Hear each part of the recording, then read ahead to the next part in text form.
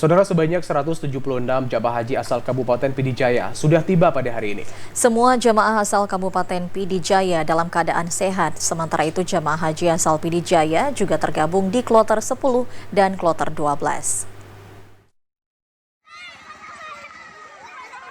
Sejak tadi malam sekitar jam 4 dini hari, seluruh jamaah haji asal Kabupaten Pd Jaya yang tergabung dalam kloter 1 sudah tiba di Pd Jaya.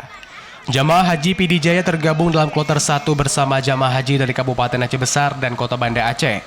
Sementara sebagian lagi jamaah haji asal Pd Jaya berada di kloter 10 serta kloter 12. Berdasarkan informasi dari Kantor Kementerian Agama Kabupaten Pd Jaya, dari 3 kloter jamaah yang tergabung hanya di kloter 1 jamaah yang didominasi masyarakat Pd Jaya.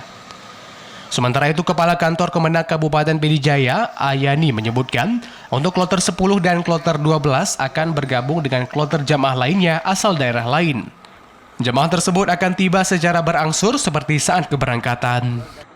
Alhamdulillah, Pd Jaya tahun ini terbagi dalam 3 kloter, namun kloter besar ada di kloter pertama, terus berada di kloter ke-10, serta sisa jamaah kita ada di kloter 12.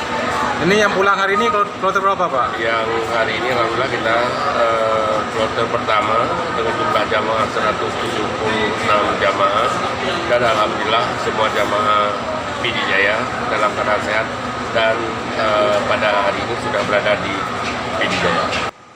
Jamaah yang pulang dari ibadah haji juga sebagian ada yang dijemput di Banda Aceh, namun secara keseluruhan jamaah haji akan diantar sampai ke kabupaten kota. Dari Pd Jaya, Hasbi, TVRI Aceh melaporkan.